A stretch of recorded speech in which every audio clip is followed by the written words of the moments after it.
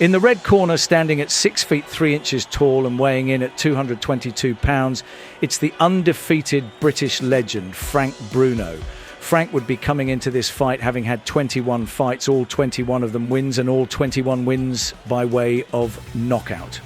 It's safe to say Frank Bruno was Britain's brightest rising star on the heavyweight scene. Pacing up and down in the opposite corner was a fighter even bigger than Bruno. This 6'4" monster outweighed Frank by 10 pounds, coming in at 235 pounds, with a name that could send shivers down the largest of fighters' spine. It's the great Bonecrusher Smith. He would be coming into this fight with an impressive record. 15 fights, 14 wins in a row, and the last 10 all by knockout. It's safe to say Bonecrusher wasn't there to make up the numbers. Frank Bruno versus James Bonecrusher Smith. This wasn't just another fight, it was a collision of two powerful rising fighters on the heavyweight scene. The year was 1984 and the venue was Wembley Arena, with Maggie Thatcher in power, unemployment rates and the miners' strikes. All hope seemed to have been lost. But there was one hope shining from the backstreet gyms of South London. How do you see the future? Well, I see it pretty good, you know. I feel like, well, in about 6 years' time, I hope to be a heavyweight champion of the world, not being boasty or flashy or nothing like that. But it's a rocky road, the boxing game, you know, anything could happen, you know, just keep the fingers crossed and keep training hard. I got youth on my side, so you know, I'll just keep training hard and keep working and hopefully I'll get there one day. Frank Bruno, a name synonymous with British boxing, was a national treasure. The man with the booming laugh and granite chin had captured the hearts of the nation.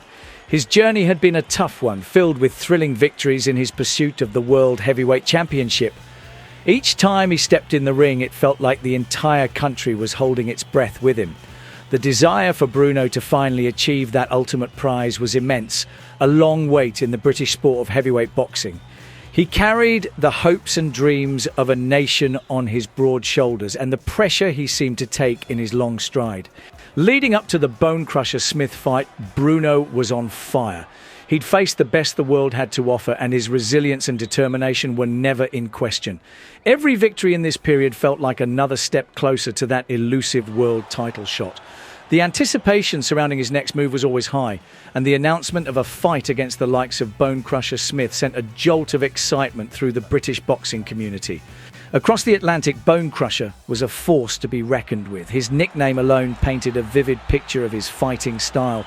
Smith wasn't known for finesse or fancy footwork. He was a raw, powerful puncher with the ability to end a fight with a single blow, and he was hungry to take his place at the top of the heavyweight division. Smith represented a significant threat to Bruno's aspirations. He wasn't just another opponent, he was a seasoned warrior with genuine knockout power. We join our fighters at the start of the first round. Would the big American be true to his name and put the moves on Bruno? Or would the local hero give the crowd what they wanted and make it 22 knockouts in a row? You only have to listen to that roar, and you know that the British boxing crowd have found the heavyweight hero they've been looking for since the days of Henry Cooper. And Bruno comes out looking businesslike in sombre dark trunks. 21 fights, 21 wins for Bruno, and all the wins inside the distance.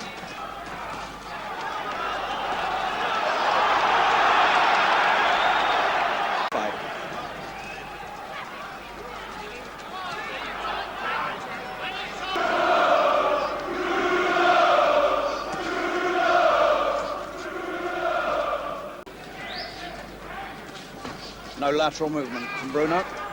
Bruno recently promoted to number 9 in the world rankings. There's the first big right.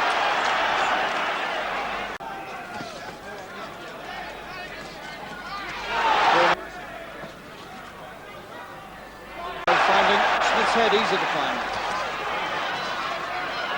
Combo Cummings on the big right hand that had Frank out on his feet.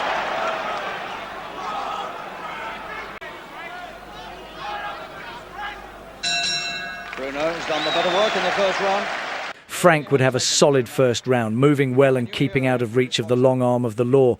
Not a heavy-handed round for either fighter, but a good testing round for both men. Each would sit in their corner happy to have felt the power and brushed it off. Round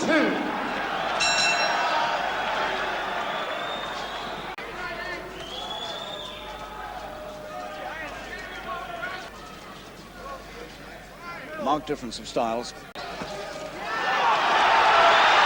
Useful left hand. That time spelled trouble. He hurts men with either hand. Smith's face reddened already.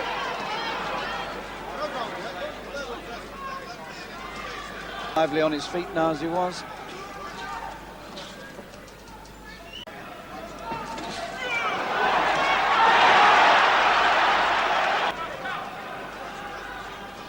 Bruno not wanting to make any mistakes, taking his time.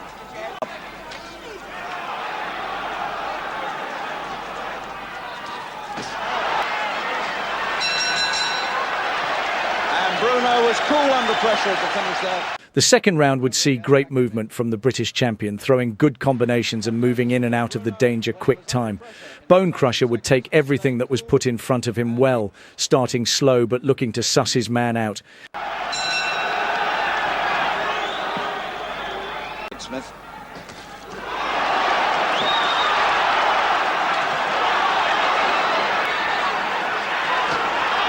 And Bruno under some pressure himself now. He's taken 2 or 3 of Bruno's best punches and he's still in there and he's fighting back. And the test is coming. The test is here for Bruno.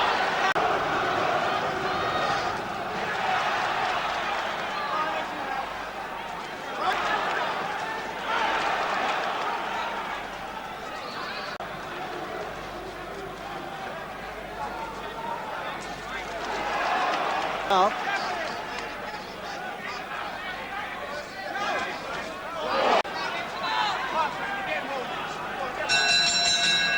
3 good rounds for Bruno. The third round would bring more from the big American as he looked to rough Bruno up on the ropes. This fight was shaping up to be the matchup the media made out for it to be, with both fighters bringing what they wanted to the table.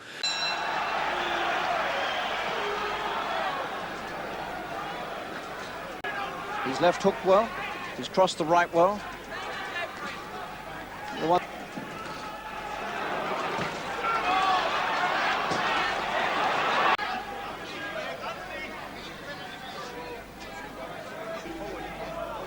He has to work his way in.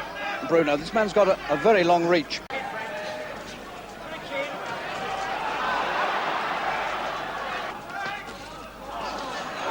Beautiful right uppercut. He's saving that one up. Still dangerous. The bell's coming up. There it is. Another great round for Bruno, stepping well and using the ring to his advantage. The crowd of 9,000 would be looking for their man to do the business, just like the 20-plus fighters who stood in his way in recent years.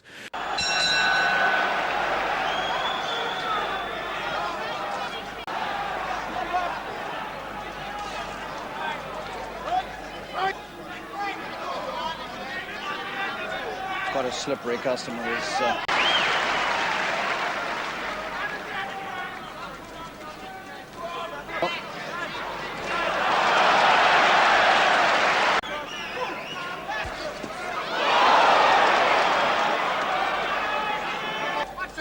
He's had a lot of very quick fights, and he needs somebody like this who can set him a few problems. Bruno well in front. Hasn't lost a round.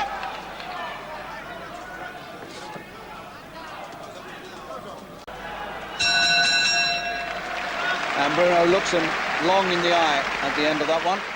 At what would be scheduled midway in the fight, our Frank was on top of things, showing his class in the 5th round, jabbing well and using his long limbs to keep his man at distance. But the crowd wanted more. They would edge Bruno on to go in for the knockout and end this fight in style. Well, only one of Bruno's previous opponents has got as far as round 6, and that was Jumbo Cummings. Having a little word with him. Make sure there's not too much mauling. A man called Joe Crystal from Ireland outpointed him and more than had his revenge later on.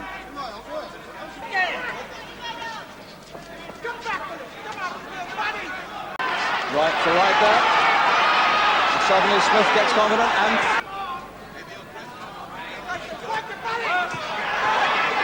Frank is very cool indeed on the ropes. He really ought to get off the ropes though. This is where the gym work comes up. No place to be. If you're turning his man now and getting up, he's still standing there. And he saw the round out on the ropes. The sixth round would bring something Frank Bruno wasn't used to, having everything in the kitchen sink thrown at him on the ropes. Bruno seemed to take it all well, but it's a place you wouldn't want to get caught up. Bonecrusher was a powerful fighter with tremendous punching power. In a fight, Frank was looking to move past. He couldn't let that happen often. I wonder if Bruno will be given the instructions now. Right, let's go to work.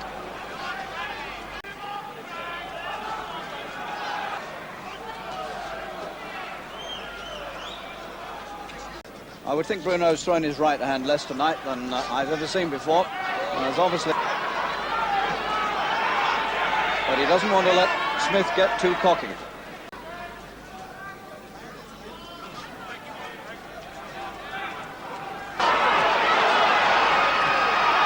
The danger signs flapping here for Bruno.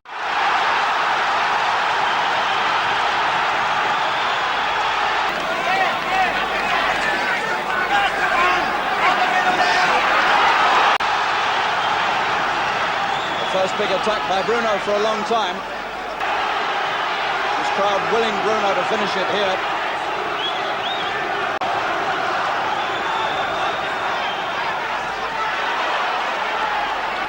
And Bruno's right back in the same position he was at the end of the last round. Same place on the ropes. Bruno had been dragged into deep waters here for a fighter that was used to bowling his opponents out of there in the first couple of rounds. This was a place Frank had never been before. Bonecrusher had played this fight well, letting Frank come onto him in the early stages and turning up the heat in the last two rounds. Bruno's never heard before.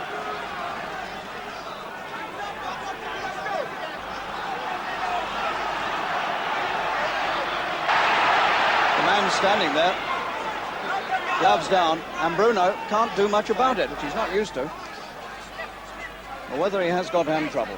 Now, whether Frank's feeling the effects of a long fight, which he's not used to.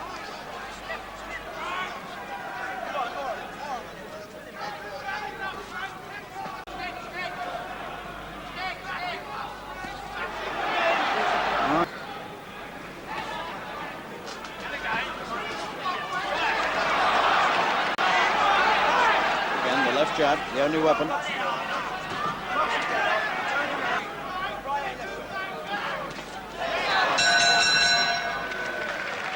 The eighth round would bring action from both fighters, but it was obvious that Bruno was feeling the pace in the late rounds.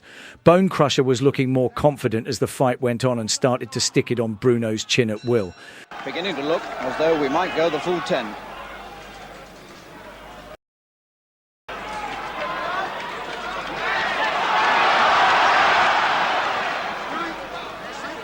Almost a walking pace, or less than that.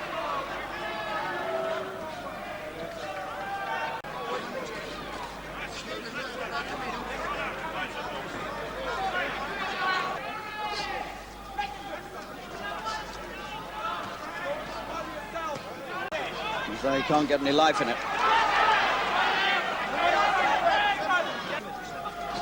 Well, he must be a mile in front, Bruno. There can't be any doubt about that. But without ever really following up. That was a good right. Suddenly the right appeared. Explosive action. He's had Smith in trouble occasionally. So we're going into the 10th. With only the 10th and final round to go, we reflect on the pressure a young 23-year-old Frank Bruno, who carried the hopes of a nation on his shoulders. For that, we bang up a Grenadier Guard salute. With a wide margin on the scorecards, Frank would just want to see the next round over with. 10th and final round.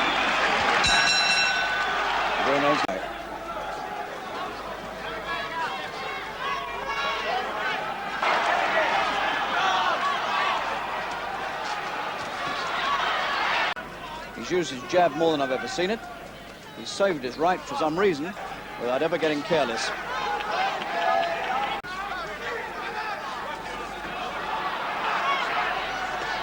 Oh, he's got him with the left. Smith got him with the left.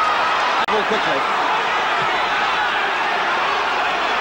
And Bruno is taking too much. And Bruno looks out on his feet to me. Oh, he's got him. Left hook whipped over and he's counted out. Bruno is knocked out in the 10th round. Bonecrusher Smith. The 10th round would be a round too far for Frank Bruno that night 40 years ago. Join us in rewatching all of Frank's greatest fights. And of course, if you're an old school fight fan, be sure to give that subscribe button a stiff jab. I've been Frank Monroe here at Below the Belt Boxing. Take care.